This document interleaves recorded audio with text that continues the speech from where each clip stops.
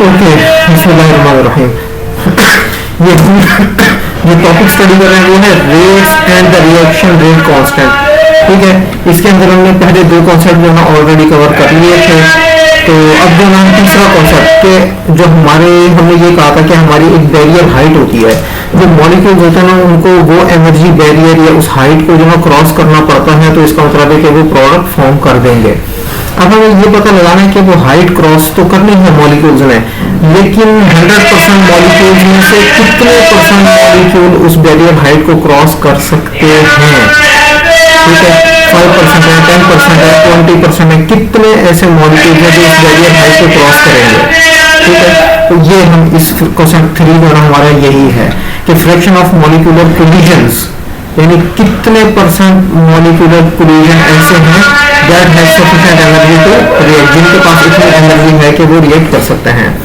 Now that we have established a barrier height, अब हमें जो है ये पता चलिए कि बैरियर हाइट क्या होती है। We need to know what fraction of molecular collision have sufficient energy to cross over the barrier and react. अब हमें ये पता लगाना है कि कितने परसेंट मॉलिक्यूल ऐसे हैं जिनके पास सफिशिएंट एनर्जी है कि वो उस बैरियर को क्रॉस कर जाएं, एनर्जी बैरियर को क्रॉस कर जाएं और रिएक्ट कर लें। तो discuss this issue we consider reactions in the gas phase. इस चीज को स्टडी करने के लिए हम क्या कर रहे हैं, हम गैस फेज रिएक्शंस की एग्जांपल ले रहे हैं कि गैस फेज रिएक्शन के अंदर किस तरह जो है हम काउंट कर सकते हैं इसको।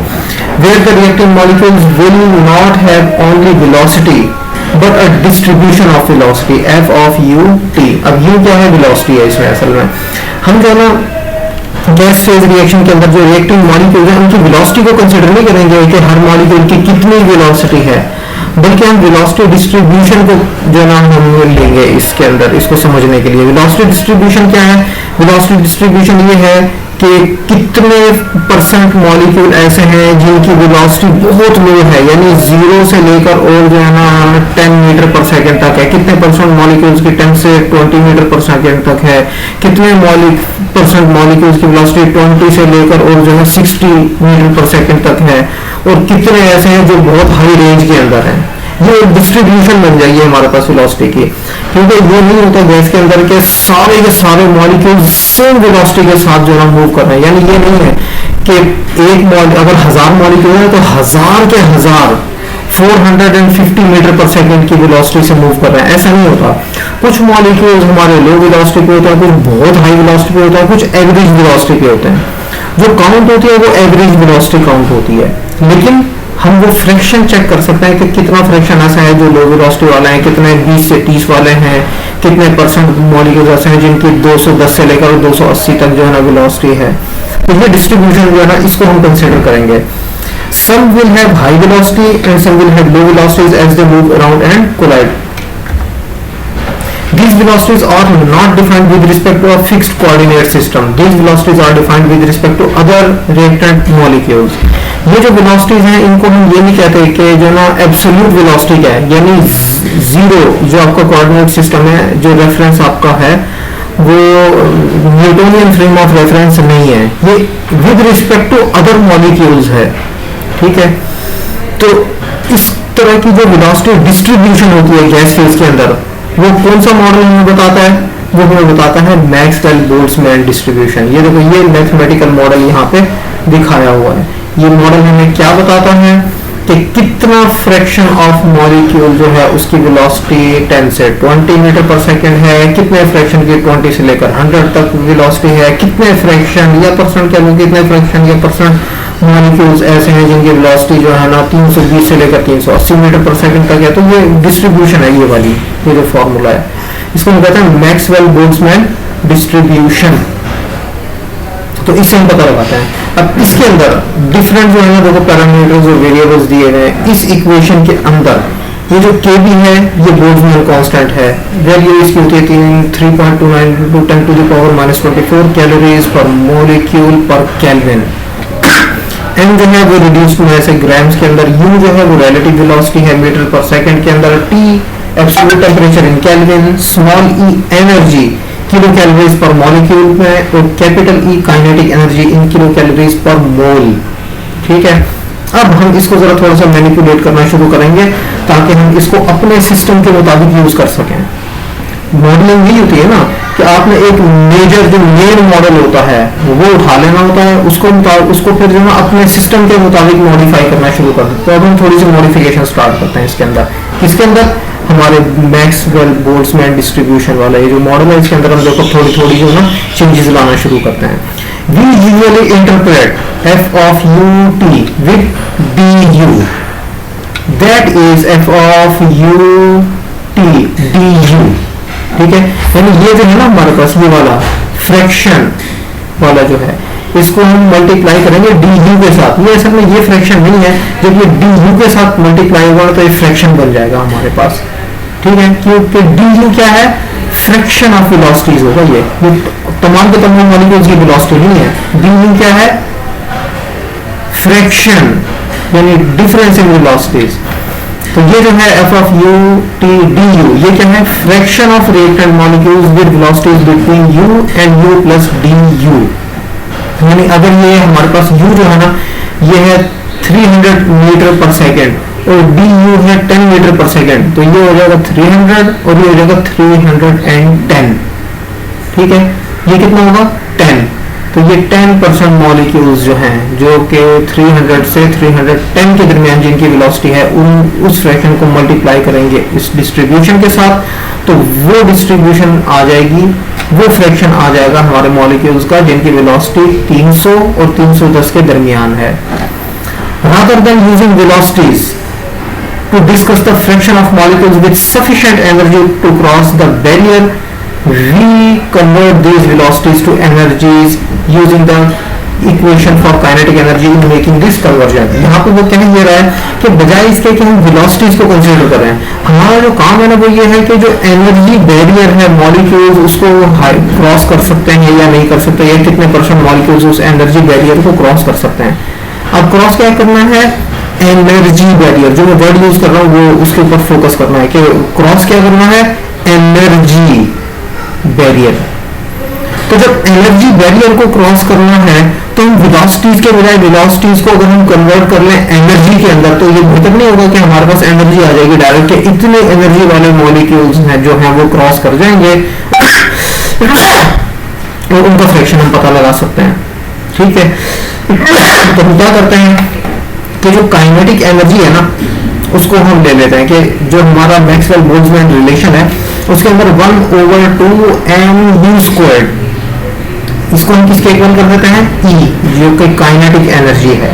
तो अब ये देखो वेलोसिटी वाली जितनी भी टर्म होगी वेलोसिटी किसमें कन्वर्ट हो जाएगी? एनर्जी के अंदर, ठीक है।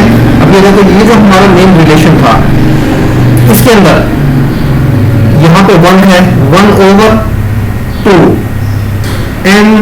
mu², तो ये क्या बन जाएगा? Small e। तो यही हमने सिर्फ किया है अभी एक काम। ये देखो ये रिलेशन हम यूज करेंगे और हमारा जो मैक्सवेल बोल्ट्जमैन डिस्ट्रीब्यूशन है वो क्या बन जाएगा? ये हमारा e हो जाएगा u की जगह, कि हमारा जो फंक्शन है वो इन terms of energy and temperature है। This is equal to 2 pi into 1/pi kb t raised to the power 3/2 e to the power 1/2। अब यहाँ पे exponential function minus e over kb t, ठीक है। यहाँ पर जो ना आपने ये जो 2 पाई था और 4 पाई था इसको सिंप्लीफाई किया और यहाँ पर आपने जो है ना ये u² जो था इसको मॉडिफाई किया और यहाँ पे 1/2 mu² था इसको मॉडिफाई किया, ठीक है। तो ये आपके पास रिलेशन किसमें कन्वर्ट हो जाएगा? इस रिलेशन। वॉइस क्लियर नहीं है?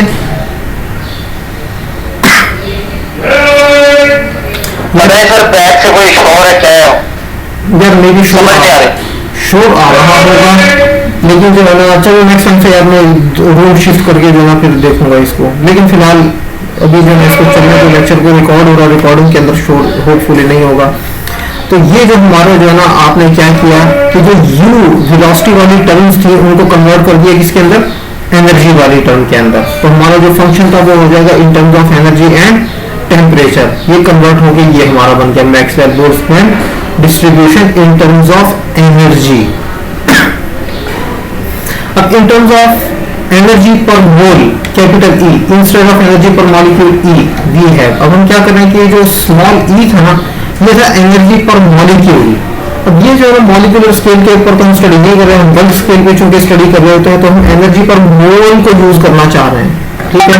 तो हम अपने इस रिलेशन को कन्वर्ट कर देते हैं पर मोल के अंदर। तो ये हमारे पास जो फंक्शन है डिस्ट्रीब्यूशन, ये क्या है, एनर्जी डिस्ट्रीब्यूशन। और ये फिर हमारा जो स्मॉल ई था वो किसमें हम कन्वर्ट कर देंगे, कैपिटल ई के अंदर। जहां जहां पे स्मॉल ई था वहां पर कैपिटल ई कर देंगे डायरेक्टली। तो हमारे पास जो कैपिटल ई है वो क्या है, कैलोरीज पर मोल के अंदर है। आर जो है हमारा गैस कांस्टेंट, वो कैलोरीज पर मोल पर केल्विन के अंदर। और जो हमारा ये डिस्ट्रीब्यूशन है Maxwell Boltzmann distribution in terms of energy and temperature, ये मोल्स पर कैलोरीज के यूनिट्स के अंदर होगा। This function is plotted for two different temperatures. अब हम क्या करते हैं कि ये वाला जो है ना हमारा ये क्या कहते हैं रिलेशन, इसको हम टी की दो वैल्यूज के लिए जो है डिराइव करते हैं। दो टी की वैल्यूज के लिए दो कर्व्स बनेंगे हमारे पास, वो मैं आगे दिखाता हूँ किस तरह के कर्व्स हैं। The distribution function f of et is most easily interpreted by recognizing that f of et dE is the fraction of collisions with energies between E and E plus dE। ये बिल्कुल वैसे ही जो मैंने अभी बताया था कि U और U plus dU, इन दो एनर्जीज के दरमियान कितने परसेंट मॉलिक्यूल्स हैं वो dE को मल्टीप्लाई कर देंगे इसके साथ, फंक्शन के साथ, तो हमें पता चल जाएगा कि इतना फ्रैक्शन मॉलिक्यूल्स का ऐसा है जिनकी एनर्जी जो है वो एनर्जी बैरियर को क्रॉस करने के काबिल है।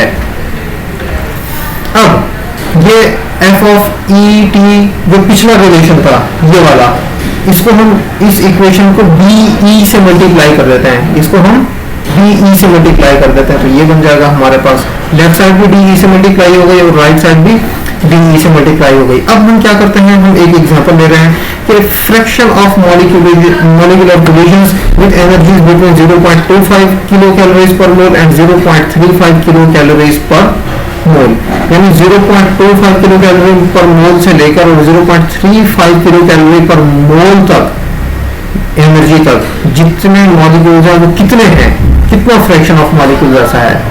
तो उस किस तरह निकालेंगे, हम इस इक्वेशन को दोनों साइड्स को इंटीग्रेट करेंगे बिटवीन 0.25 एंड 0.35। जब इस साइड को हम इंटीग्रेट करेंगे बिटवीन 0.25 एंड 0.35 तो वो आ जाएगा हमारे पास fraction of molecules with energies between 0.25 and 0.35 kilo calories per mole is equal to, ये देखो ये आ गया इंटीग्रल, इसका इंटीग्रल ये आ गया। This fraction is shown by the shaded area in figure 3.4 and is approximated by the average value of f of et at E is equal to 3 calories per mole is 0.81 mole per kilo calorie। इसका meaning क्या है इस statement का, इसके statement का meaning ये है कि जो ये वाला है ना इंटीग्रल, इस इंटीग्रल को हमने एरिया अंडर द कर्व के फॉर्म में शो करवाया हुआ है, इसको हमने एरिया अंडर द कर्व की फॉर्म में शो करवाया हुआ है। और अब इन दोनों का एवरेज क्या है 0.35 और 0.25 का, इसका एवरेज होगा 0.3। तो वो कह रहा है कि हमने एनर्जी का जो लिया है एनर्जी वो क्या लिया 0.3। और जब हमने फ्रैक्शन कैलकुलेट किया कि कितने परसेंट मॉलिक्यूल्स ऐसे हैं जिनकी एनर्जी इसके उसके दरमियान है, वो कितने परसेंट है, ये वाला 0.81, ठीक है।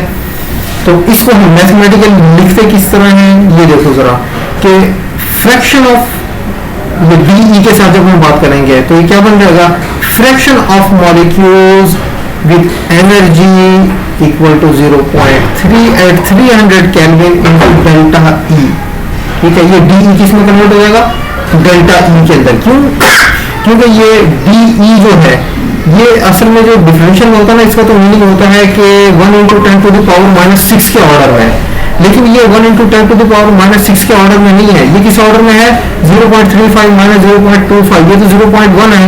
तो इस वजह से हम डी को किसमें कन्वर्ट कर देते हैं, डेल्टा ई के अंदर, ठीक हो गया। तो जब ये एरिया अंडर द कर्व ये वाला, ये एरिया अंडर द कर्व जब हम कैलकुलेट करते हैं तो वो कितना आ जाता है 0.81 इंटू 0.35 - 0.25 इज इक्वल टू 0.081। ये फ्रैक्शन है हमारा मॉलिक्यूल्स का। अब ये देखो कि ये हमारी हाइट है और ये हमारी विड्थ है। हाइट इनटू विड्थ क्या हो गया एरिया, तो एरिया अंडर द कर्व तो फाइंड कर रहे हैं। अब इसको ग्राफ के अंदर किस तरह देखते हैं ये देखो। अब जो मैंने कहा था कि हम दो डिफरेंट टेम्परेचर्स के ऊपर जो है ना डिस्ट्रीब्यूशन प्लॉट कर रहे हैं, मैक्सवेल बोल्ट्जमैन डिस्ट्रीब्यूशन। अब ये जो नीचे वाला कर्व है ये वाला, ये ठीक है, ये कौन सा है, ये है Maxwell Boltzmann distribution at 500 kelvin. और जो ये वाला है, ये जो ऊपर वाला कर्व है, ये क्या है, Maxwell Boltzmann distribution at 300 kelvin, 300 kelvin के ऊपर है ये वाला कर्व। अब ये देखो कि जब लो टेम्परेचर है हमारा, जब हमारा लो टेम्परेचर है तो एक हाई फ्रैक्शन ऑफ मॉलिक्यूल्स ऐसा है जो कि इधर 0.25 से 0.35 के दरमियान जिनकी वेलोसिटी लाई करती है। ठीक हो गया।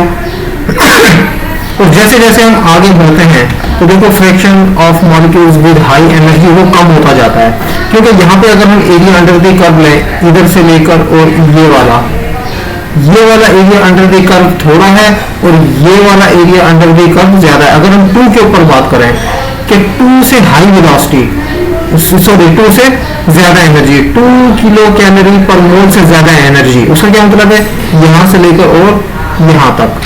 तो ये 2 किलो कैलोरीज पर मोल से ज्यादा एनर्जी एट 500 केल्विन, वो ये होगी है, वो ये वाला एरिया अंडर द कर्व, यहां से लेकर और यहां तक ये वाला। ठीक है। और अगर हम करें एट 300 केल्विन तो वो ये वाला होगा, ये वाला। तो ये देखो ये वाला जो ऊपर वाला एरिया होगा ये क्या होगा, ये एडिशनल एक्स्ट्रा एरिया है। तो एनर्जी, जो एक्स्ट्रा एनर्जी है मॉलिक्यूल्स की, वो कौन से टेम्परेचर के ऊपर है, वो है 500 केल्विन के ऊपर, क्योंकि ये 500 वाला कर्व है। तो इसी तरह अब ये जो हमने कहा था कि जो फ्रैक्शन है 0.25 और 0.35 के इन बिटवीन, तो एवरेज उसकी यहाँ पे बन रही है 0.3। इसके ऊपर हमने इस ग्राफ को भी टच कर दिया और इस ग्राफ को भी टच कर दिया, और ये हमने क्या कर दिया, एक रेक्टेंगल ड्रॉ कर लिया। ठीक है।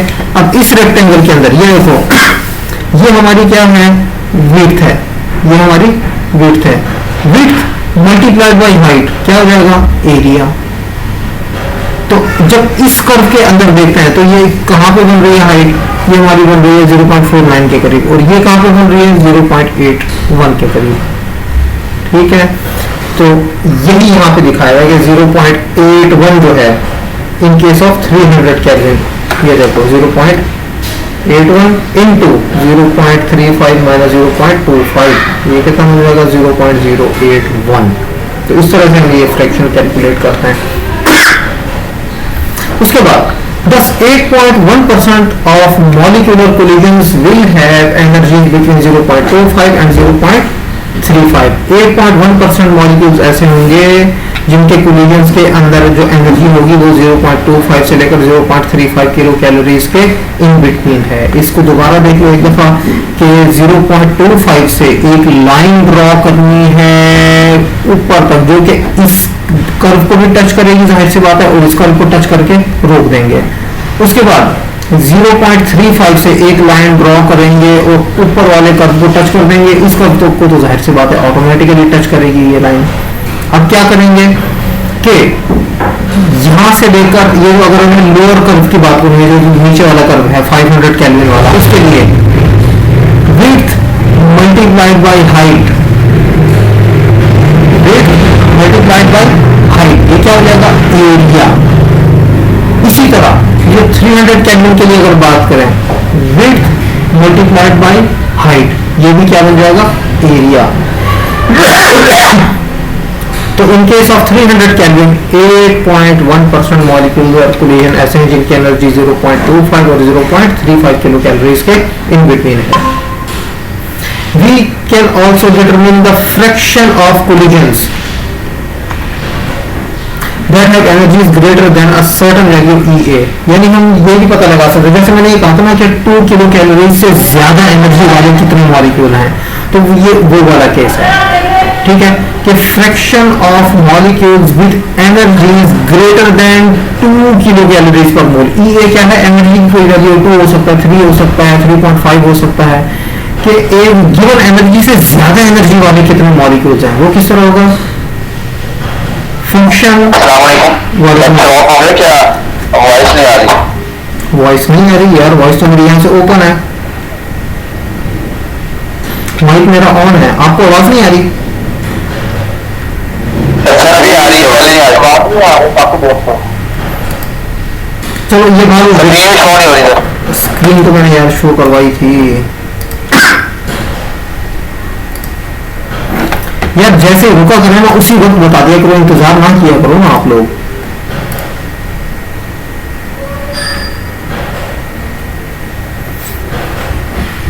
अच्छा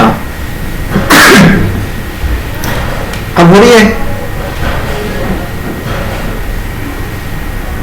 ये देखो अब हम fraction with energy is greater than a given energy, यानी कि यहाँ पर जो हम एग्जांपल लेंगे बोलेंगे 2.5 किलो कैलोरीज पर मोल, कि 2.5 किलो कैलोरीज पर मोल से ज्यादा एनर्जी वाले कितने मॉलिक्यूल्स हैं, तो वो क्या होगा, Boltzmann distribution with energy greater than a given energy at a given temperature multiplied by D. अब ये क्या इंटीग्रल होगा, 2.5 से लेकर हाईएस्ट वेलोसिटी मैक्सिमम वेलोसिटी तक का integral F of E T D E.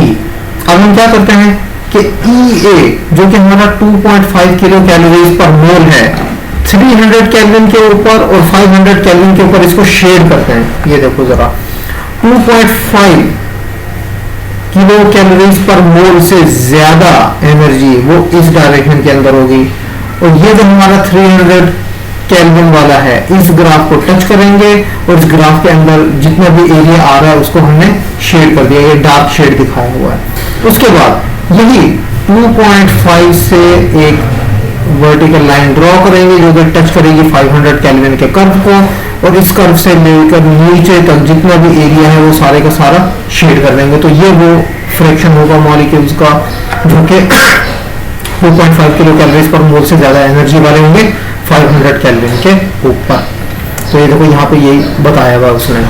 One can easily see that for T is equal to 500 Kelvin, a greater fraction of collisions that cross the barrier with EA is equal to 2.5 kilocalories per mole and react। अब यहाँ से क्या पता चल रहा है, ये देखो कि हमारे जो 500 केल्विन के ऊपर जो है ज्यादा फ्रैक्शन है मॉलिक्यूल्स का, ज्यादा परसेंटेज मॉलिक्यूल्स की ऐसी है जिनकी एनर्जी जो है वो 2.5 किलो कैलोरी से ज्यादा है, और 300 पे वो फ्रैक्शन कम है। क्यों? एरिया कम है, ये एरिया थोड़ा है।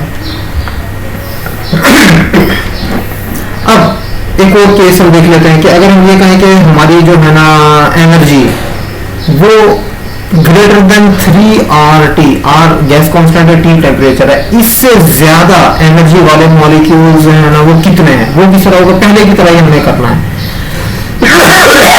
कि F of E greater than E A T, वो हमारे पास ये रिलेशन बन जाएगा। ठीक है, ये आज मैं रिलेशन जानबूझ के डिराइव नहीं करवा रहा, उसकी वजह मैं आप लोगों को अभी बताऊंगा।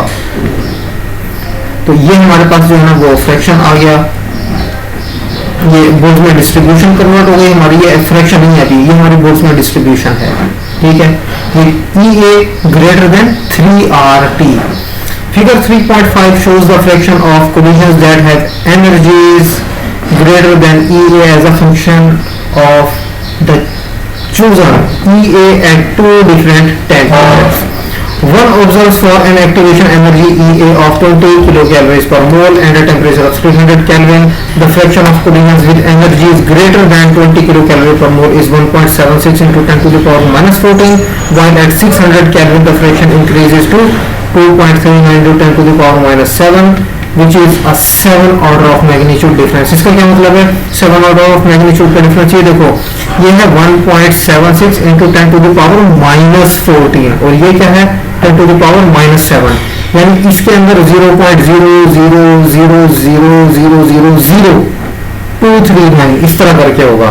इसके अंदर क्या होगा, इसके अंदर 0.000000000000176, तो इसके अंदर ज्यादा जीरो हैं।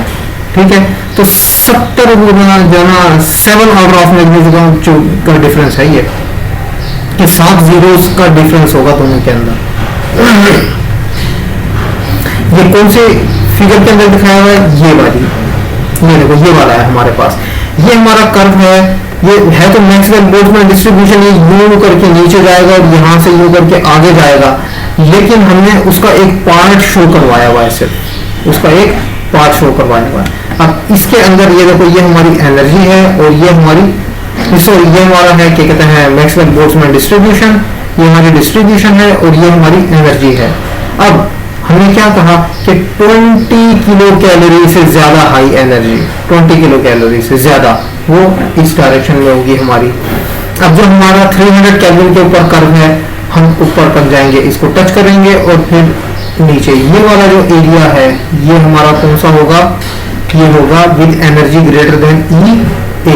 और अगर 600 केल्विन पे देखें तो यहाँ से ऊपर जाएंगे, कर्व को टच करेंगे और फिर नीचे जाएंगे, तो ये सारा एरिया, ये सारा क्या होगा, वो फ्रैक्शन ऑफ मॉलिक्यूल्स जिनकी एनर्जी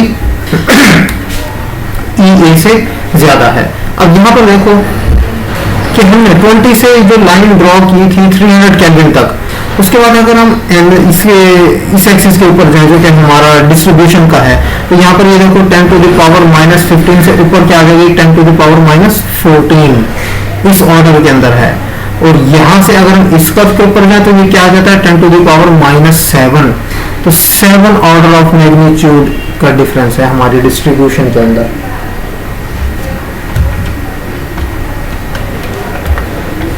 अच्छा, अब हम समराइज करते हैं इन तीनों कॉन्सेप्ट्स को। कॉन्सेप्ट 1 जो था वो क्या था, वो था the rate increases with increasing reactant concentration, concentration increase होगी तो रिएक्शन रेट इंक्रीज होगा, ठीक है। क्यों, जब कंसंट्रेशन इंक्रीज करेंगे तो कोलिजन्स भी बढ़ जाएंगे। कॉन्सेप्ट Q2 क्या था कि the rate is related to the potential barrier height and to the conversion of translational energy into potential energy. ये भी हमने पढ़ा था कि जो ट्रांसलेशनल काइनेटिक एनर्जी है वो एक दूसरे से कोलाइड होकर पोटेंशियल एनर्जी कन्वर्ट करते हैं, कन्वर्ट हो जाती है पोटेंशियल एनर्जी में। काइनेटिक एनर्जी किसमें कन्वर्ट होती है, पोटेंशियल एनर्जी में। क्यों, कोलिजन की वजह से। जब कोलिजन होगी तो पोटेंशियल एनर्जी किस वजह से इंक्रीज होगी कि कोलिजन की वजह से जो बॉन्ड्स है ना वो कॉन्ट्रैक्ट होंगे, एक्सपैंड होंगे, तो इस वजह से उनकी पोटेंशियल एनर्जी इंक्रीज होगी और वो रिएक्ट करेंगे।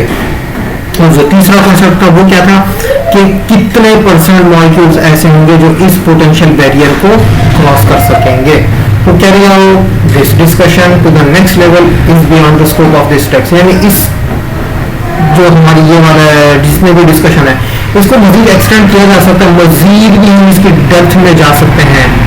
मिसाल के तौर पर कि दो पेयर ऑफ मॉलिक्यूल एक दूसरे के साथ कोलाइड कर रहे हैं तो कितनी एनर्जी है, हम इस लेवल तक भी जा सकते हैं, लेकिन that is beyond the scope of this text, यानी वो हमारे से रेलिवेंट नहीं है वो डिस्कशन, वो फिर जो है ना हमारी CRE के अंदर इस्तेमाल नहीं हो सकती, तो इसलिए हम इस डिस्कशन को यहीं तक स्टॉप कर रहे हैं। रीकैपिंग द लास्ट सेक्शन, यानी हम अगर रिव्यू करें पिछले सेक्शन को तो क्या था, the energy of individual molecules falls within a distribution of energy, some molecules have more energy than others. ये हम अभी देख कर आए हैं मैक्सवेल बोल्ट्जमैन डिस्ट्रीब्यूशन के अंदर कि कुछ की वेलोसिटी ज्यादा होती है या एनर्जी ज्यादा होती है, कुछ की कम होती है, तो डिस्ट्रीब्यूशन ऑफ एनर्जी होती है असल में। One such distribution is Maxwell Boltzmann distribution. इस तरह की जो एक डिस्ट्रीब्यूशन है वो कौन सी है, मैक्सवेल बोल्ट्जमैन डिस्ट्रीब्यूशन। अब इसके अंदर फ्रैक्शन किस तरह हम कैलकुलेट करते हैं, इस डिस्ट्रीब्यूशन को मल्टीप्लाई कर दो DE के साथ, और DE क्या है, E और E प्लस DE का डिफरेंस, यानी इधर से लेकर इधर तक की एनर्जी उसके साथ मल्टीप्लाई कर दो तो आपके पास fraction of molecules with energy between this and this ये निकल आता है हमारे पास। For example fraction of molecules, या यूं कह दो कि 0.081 फ्रैक्शन मॉलिक्यूल्स का ऐसा होगा जिनकी एनर्जी 0.25 से लेकर 0.35 किलो कैलोरीज पर मोल के इन बिटवीन होगी। The activation energy has been equated with a minimum energy that must be possessed by reacting molecules before reaction will occur. अब ये जो हमारी होती है एक्टिवेशन एनर्जी, ये क्या होती है, ये वो मिनिमम एनर्जी होती है जो कि चाहिए होती है मॉलिक्यूल्स को रिएक्शन करने के लिए। The fraction of molecular collision that have energy EA और greater than is shown by the shaded area in right in figure 3.4, ये भी हम देखा है। और 3.5 के अंदर हमने क्या देखा था, ये भी वही था कि दो डिफरेंट टेम्परेचर के ऊपर जो है ना फ्रैक्शन ऑफ कोलिजन वो लो टेम्परेचर पे कम था और हाई टेम्परेचर पे ज्यादा था। उसके बाद हमारा आ जाता है नेक्स्ट आर्हेनियस प्लॉट। अब ये वो पॉइंट है जो कि मुझसे क्लास के अंदर पूछा जाता था कि सर जो हमारा रिएक्शन रेट है ये के जो टेम्परेचर के ऊपर भी तो डिपेंड करता है।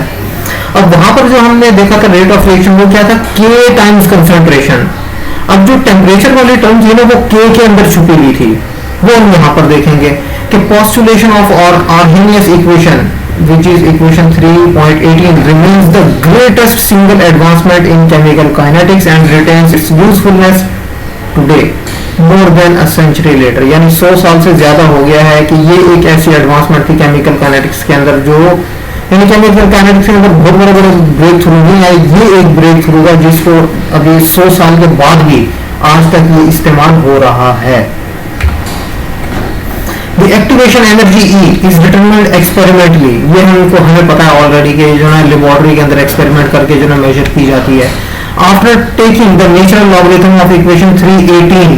अभी आर्हेनियस इक्वेशन हमने पढ़ी हुई थी, ये मैं आर्हेनियस इक्वेशन पीछे जाता हूँ आप लोगों को दिखा देता हूँ, एक दफा रिव्यू कर लो उसको।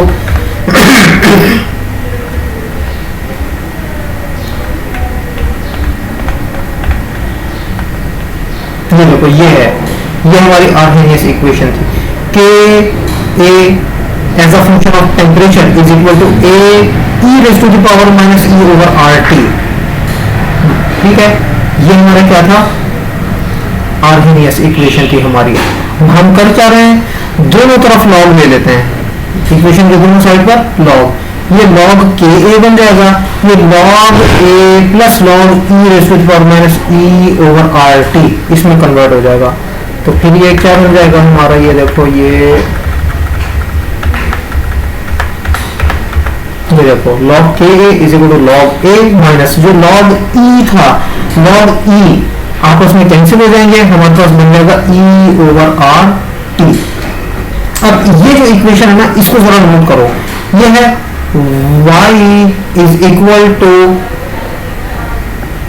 M X plus C.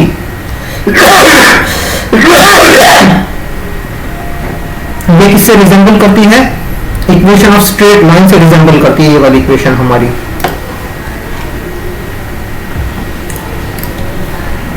ये equation, this equation resembles with equation of straight line. क्यों, दिस इज y एक्सिस, तो y is equal to M X plus C, ये y इंटरसेप्ट हो गया और ये हमारा स्लोप हो गया, ये हमारा x है।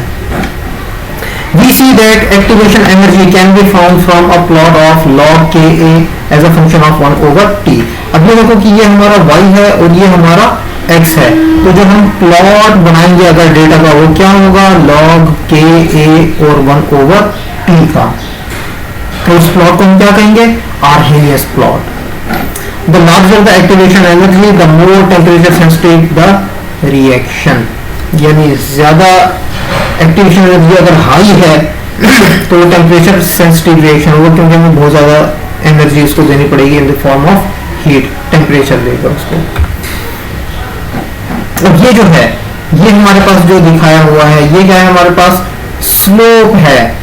देखो ये क्या है, के और ये 1 over t, इसको वैसे log k कहना चाहिए हमें क्योंकि log k के साथ होता है। log k और 1 over t का जो ग्राफ होगा वो क्या होगा, स्ट्रेट लाइन। और ये जो स्ट्रेट लाइन है हमारी ये मुख्तलिफ रिएक्शन के लिए दिखाया गया, एक रिएक्शन के लिए स्ट्रेट लाइन ये वाली आ जाती है, दूसरे के लिए ये वाली आ जाती है, तीसरे के लिए ये आ जाती है। अब हाई स्लोप का मतलब क्या है कि E over R हाई है, और E over R हाई होने का क्या मतलब है, एनर्जी हाई है। क्यों, ये तो कांस्टेंट है 8.314। तो ये हमारे पास जब कांस्टेंट है तो अगर हमारे पास E over R इंक्रीज या डिक्रीज होगा वो किसकी वजह से होगा, E की वजह से। तो हाई स्लोप का मतलब हाई एनर्जी, लो स्लोप का मतलब लो एनर्जी।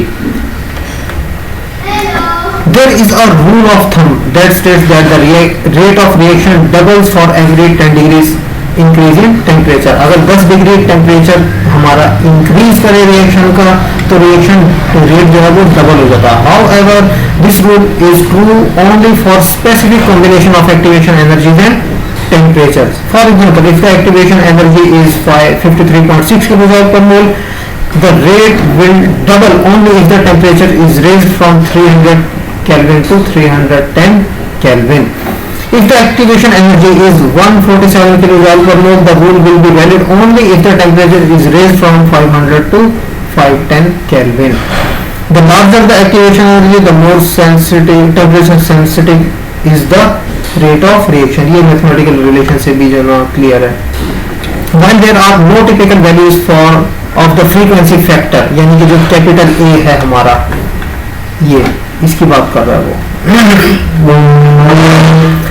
इसकी जो ना frequency factor जो है activation energy के लिए first order gas phase reaction के लिए, if one were forced to make a guess, value of A and E might be 10 to the power 13 per second and 100 kilojoule per mole. However, for families of reactions, for example halogenation, a number of correlations can be used to estimate the activation energy. अब ये नहीं है कि हमेशा जो है ना हमारी आर्हेनियस इक्वेशन से ही आनी है energy.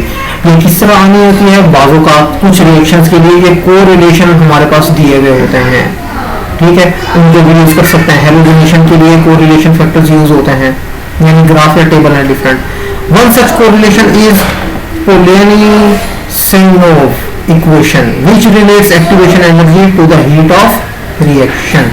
Another correlation relates the activation energy to differences in bond strengths between products and reactants. तो हमारे पास डिफरेंट कोरिलेशंस हैं. अब आप ये पूछोगे कि भी जो ना हमें कैसे पता चलेगा कि कौन सा कोरिलेशन जो ना हमने ये यूज करना है. तो ये देखो कि हमारे पास जो रिएक्शन होता है ना उसको हमने एक्सपेरिमेंट करना होता है.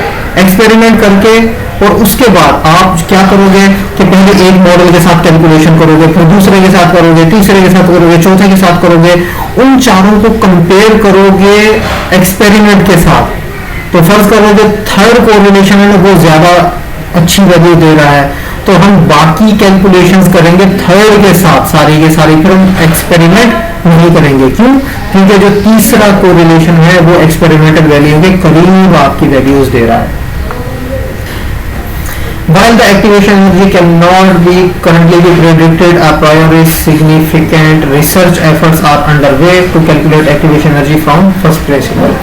अब ये कह रहा है कि एक्टिवेशन एनर्जी जो है ना उसको हम जो ना वो बहुत ज़्यादा उसके साथ एक्यूरेसी के साथ जो ना हम मेजर नहीं कर सकते, कैलकुलेट नहीं कर सकते. तो इसके ऊपर अभी रिसर्च आज भी हो रही है कि एक्टिवेशन एनर्जी को जो बेसिक प्रिंसिपल्स हैं हमारे रिएक्शन काइनेटिक्स को के उनको यूज करते हुए कैसे फाइंड किया जा सकता है, इस पे भी रिसर्च हो रही है. One final comment on Arrhenius equation 318. वो क्या है? It can be put in most useful form by finding the specific reaction rate at a temperature T0. जो आपके पास 3.18 इक्वेशन मैंने अभी दिखाई थी ना वो क्या थी? वो थी Ka as a function of T is equal to AE to the power minus E over RT. करना क्या है? T की जगह सिर्फ T0 पुट करना और कुछ भी नहीं करना उस रिलेशन के अंदर. ये T0 हो जाएगा और ये T0 हो जाएगा. अब ये T0 क्या है? ये वो टेम्परेचर है जो हमें पता है. मिसाल के तौर पर 30 डिग्री. हम ये क्या है? ये टेम्परेचर हम पता लगाना चाह रहे हैं कि इस टेम्परेचर के ऊपर K की वैल्यू क्या होगी. ठीक है, ये हम पता लगाना चाह रहे हैं. तो ये हम क्या करते हैं कि देखो एक रिलेशन ये नोन टेम्परेचर के ऊपर आ गया, ये अननोन टेम्परेचर के ऊपर फाइंड करना है, ये वो रिलेशन है. हम क्या करते हैं? हम ये करते हैं कि this equation divided by this equation, तो हमारे पास क्या आ जाती है? ये वाला रिलेशन आ जाएगा. ठीक है, इसके अंदर क्या है कि T0 हमें नोन है, ठीक है, वो हम यहाँ पे पुट करेंगे और हम पता है जिससे मिसाल के तौर पर ये 30 डिग्री के ऊपर, 30 डिग्री के ऊपर ये हमने यहाँ से कैलकुलेट किया हुआ है ऑलरेडी कि 30 के ऊपर ये होती है. तो ये देखो ये तो नोन हो गया, ये टेम्परेचर 30 है और हम मिसाल के तौर पर 35 को फाइंड करना चाह रहे थे. यहाँ पे 35 पुट करेंगे, इस रिलेशन को कैलकुलेट करेंगे तो हमें पता चलेगा कि 35 के ऊपर हमारा रेट कांस्टेंट क्या है. उसके बाद हमारी आ जाती है एग्जाम्पल 3.1. ठीक है, जो कि आर्हेनियस प्लॉट के साथ ही जो ना रेलिवेंट है। इसका मैं हिंट दूंगा, ये सॉल्व आपने खुद करोगे, ये होमवर्क है आपका, ठीक है। तो मैं मेथड बता देता हूँ आपको कि मेथड क्या इस्तेमाल होगा।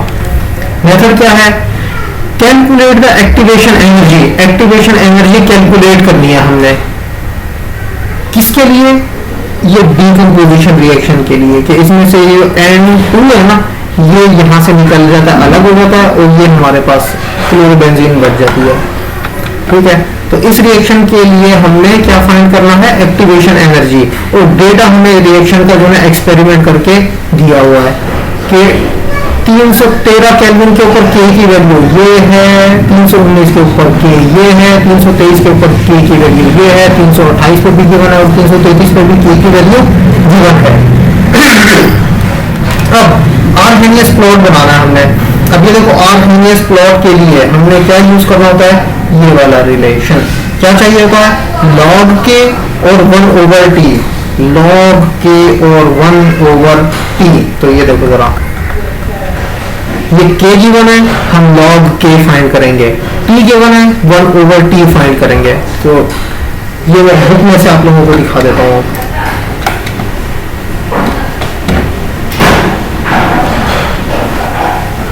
ओके जी, बुक खोल के आपको दिखा देता हूँ एक दफा, हिंट दे रहा हूँ, सॉल्व आपने खुद करना है।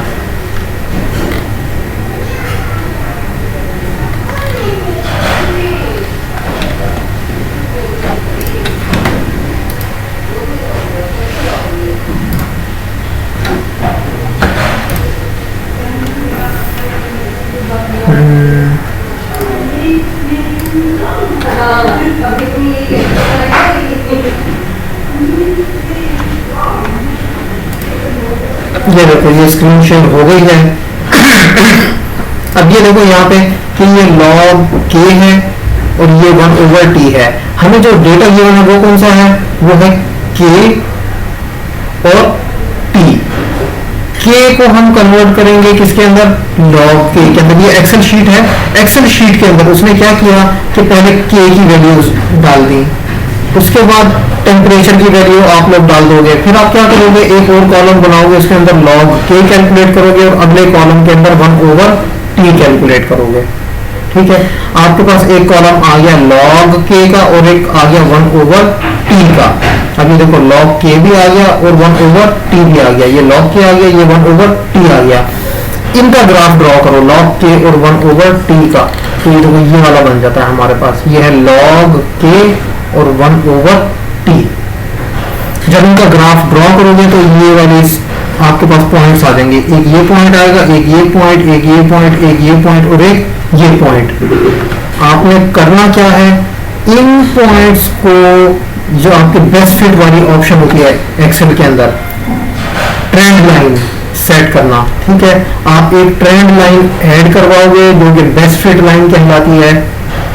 तो वो जब फिट करोगे तो एक्सेल आपको खुद ब खुद बताएगी कि log k is equal to -14017/t + 37.12। ये वो आपको एक्सेल इक्वेशन खुद दे देगी, आपको कैलकुलेट करने की जरूरत ही नहीं है, ठीक है। अब क्या होगा कि ये जो हमारे पास है -14017, ये क्या है, m यानी कि E/R, और ये क्या है आपका y इंटरसेप्ट यानी कि log a। अब ये देखो कि ये रे स्ट्रेट लाइन की इक्वेशन बन रही है, y is equal to mx plus c। तो ये जो m है ये हम अभी पढ़कर आए हैं आर्हेनियस प्लॉट वाली इक्वेशन के अंदर कि ये m जो स्लोप है ये क्या होता है, -E/R। तो -E/R कितना है, -14017। ये देखो, -14017। तो यहाँ से R गैस कांस्टेंट जो है 8.314, उसको यूज करोगे, आपके पास E निकल आएगा, वो कितनी है, 116.5 किलो जॉल पर मोल, आपकी एक्टिवेशन एनर्जी आ गई, ठीक है। अब हमारे पास ये जो है, ये वाला y इंटरसेप्ट, ये क्या है, log ऑफ a। तो log of a is equal to 37.12 दोनों तरफ जो है आप इनवर्स फंक्शन यानी कि एंटीलॉग यानी एक्सपोनेंशियल फंक्शन अप्लाई करोगे, ये a बन जाएगा, और इसका जब एक्सपोनेंशियल फंक्शन लोगे तो 1.32 into 10 to the power 16 पर सेकेंड, ये हमारे e की वैल्यू आ जाएगी। ठीक है, अब ये a और e की वैल्यू आप अपनी जो आर्गेनिक इक्वेशन थी, इक्वेशन 3.18 उसके अंदर पुट करोगे तो आपके पास ये रिलेशन आ जाएगा। ठीक है, ये आपके पास क्या आ गया, k की वैल्यू। अब यहाँ पर अगर आप चाहते हो कि आप रेट कांस्टेंट फाइंड करना चाह रहे हो 10 डिग्री के ऊपर, यहाँ पे 10 लिखो और कैलकुलेट कर लो। आप चाहते हो 300 केल्विन के ऊपर आपने k की वैल्यू फाइंड करना है, यहाँ पे 300 लिखो, कैलकुलेट कर लो। सो दिस इज इक्वेशन, इस इक्वेशन के मैंने हिंट दिए हैं, और इसके अलावा जो मैंने आप लोगों को टॉपिक पढ़ाया है स्लाइड्स में से, वो मैं स्लाइड्स भी दोबारा शेयर कर देता हूँ आप लोगों को।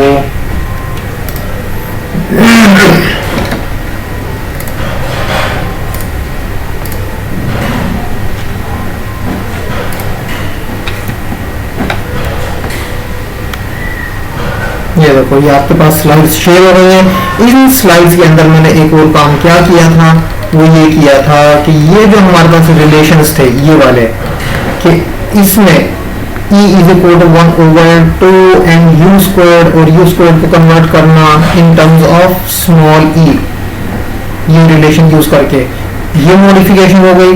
उसके बाद स्मॉल e की जगह कैपिटल E पुट कर दिया कि आप एनर्जी पर मोल के बजाय एनर्जी पर मॉलिक्यूल के बजाय एनर्जी पर मोल यूज करोगे, वो आपने कर दिया।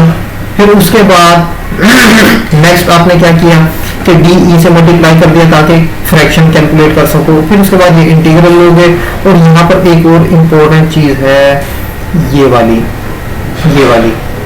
ठीक है, ये रिलेशन मैक्सवेल बोल्ट्जमैन डिस्ट्रीब्यूशन को ही इंटीग्रेट करके आया है।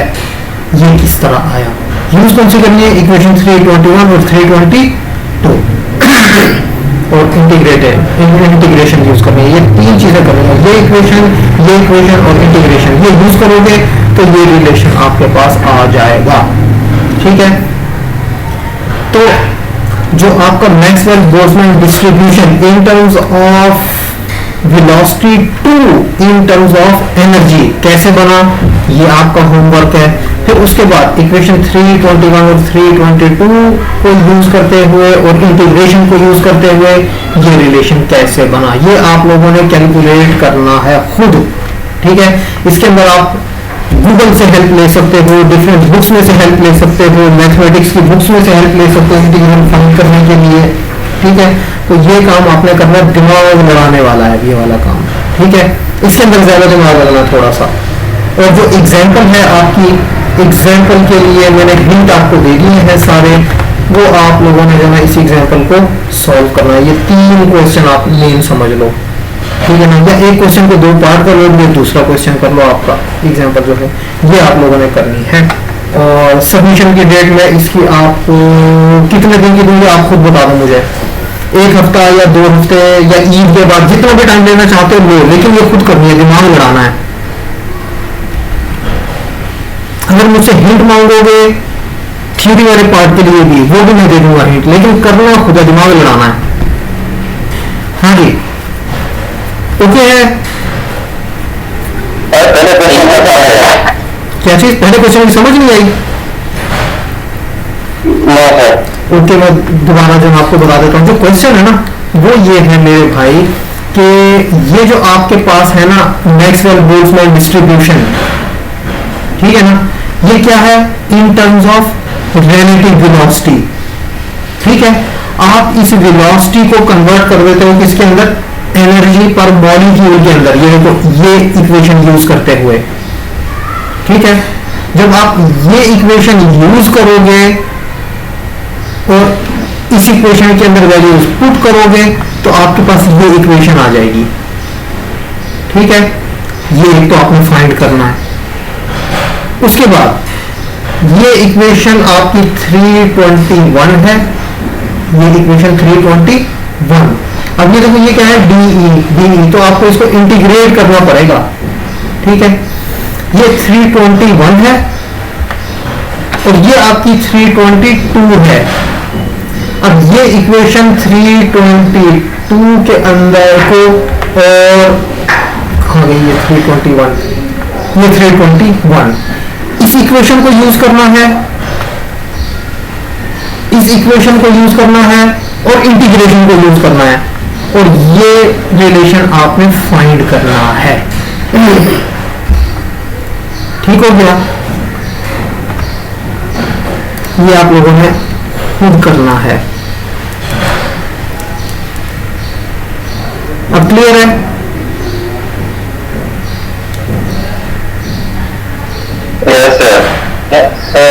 ओके, ये जो ना देखो, एक चीज मैं आपको बताऊं, ये आप लोगों का जो जहन होता है ना, अभी तक यार देखो, अब तो आपको इंजीनियरिंग करते हुए तीसरा साल है, ठीक है, और अभी तक आप जो है ना एफएससी और मैट्रिक उससे बाहर नहीं निकल रहे हो, ठीक है, तो ये इस चीज को अभी ना छोड़ दो कि ये तो हम कैसे करें। अब इस चीज की आदत डालो कि खुद से चीजें ढूंढो, मुख्तलिफ बुक्स में से, गूगल करके, यूट्यूब से वीडियोस देख के, ठीक है, खुद से सॉल्व करने की कोशिश करना है ये। और ये जो होता है ना कि ये नहीं हो सकता, ये सबसे बड़ा गलत पॉइंट ये होता है, यानी किसी काम को फेलियर से स्टार्ट लेना। जब स्टार्ट ही फेलियर से ले रहे हैं तो फेल हो गए ना।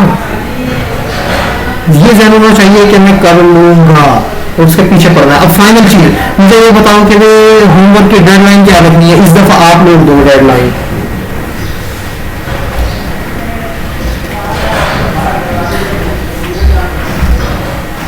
हाँ जी, डेडलाइन आज 29 अप्रैल है। ईद तक कर ले सर, ऐसे 2 वीक रह गए ईद को, तो ईद के फौरन बाद कर लें इंशाल्लाह। ईद के फौरन बाद यानी कि 18 मई कर लें इसको।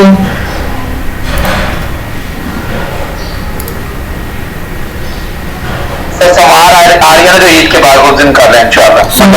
17 की बन गई है, जो आपका लेक्चर उसको होता है ना, ट्यूसडे वाले दिन होता है ना, ऐसे ही है ना ट्यूसडे। तो बस फिर ये 18 की बनती है, तो आप 17 का कह रहे हो, मैं एक और दिन दे रहा हूँ कि 18 को लेक्चर स्टार्ट होने 11:30 से पहले पहले LMS पे आपने अपलोड कर देनी है। इस दफा LMS के थ्रू ही लेनी है, LMS के थ्रू ही लेनी है असाइनमेंट, कोई और मेथड आपने यूज नहीं करना, ठीक है ना। ये मैं 1-2 दिन के अंदर अपलोड कर दूंगा बना के बकायदा होमवर्क, ठीक है ना। उसके बाद जो मैं आप लोगों को इन्फॉर्म कर दूंगा कि LMS में अपलोड हो गया है, इसको काइंडली सॉल्व करो, ठीक है। आपके पास अब जो है ना देखो 18-19 दिन का आपके पास तकरीबन टाइम है, और ये सफिशिएंट टाइम है, ठीक है ना। आप बेशक एक दूसरे से हेल्प लो, मैं मना नहीं कर रहा, एक दूसरे की हेल्प करो, लेकिन उस हेल्प जो बंदा ले रहा है उसको ये चाहिए कि वो इस रिलेशन को, डेरिवेशन को समझे कि हुई कैसे है। क्योंकि अगर मैंने एग्जाम में दे दी और फिर ना हुई तो इसका मतलब ये होगा कि आपने कहीं से छापा मारा हुआ है, आनी चाहिए ये। Okay, yes sir, okay ji, thank you, अल्लाह हाफिज।